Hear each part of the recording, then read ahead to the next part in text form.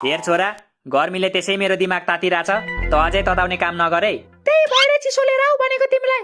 मैले भनेको त केही सुने पो? त्यसो भए तिमी लिएर आउन त जाऊ। मलाई प्रेसर छ थाहा छैन तिमीलाई? घाममा नहिँड्नु भनेको छ डाक्टरले। मलाई त झन् टाउकोदेखि खुट्टासम्मै प्रेसर छ, त्यसैले एक दिनमा 20 पाइला भन्दा धेरै नहिँड्नु भनेको छ डाक्टरले।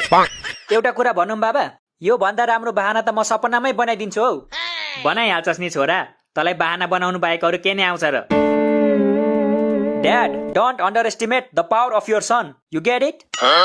के भनिस् गदा, बाउलाई गाली गर्छस्? गाली गरेको होइन के बाबा, हे तपाईँ पनि। अनि गाली नगरेको भए के भनेको त त्यो भटटट इङ्ग्लिसमा?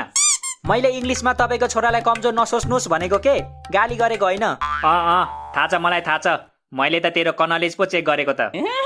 के चेक गर्नु भयो अरे? कनलेज क्या कनलेज? बोर्डिङ पढेर कनलेज भनेको थाहा छैन तँलाई? तेरो ज्ञान चेक गरेको मैले, ज्ञान।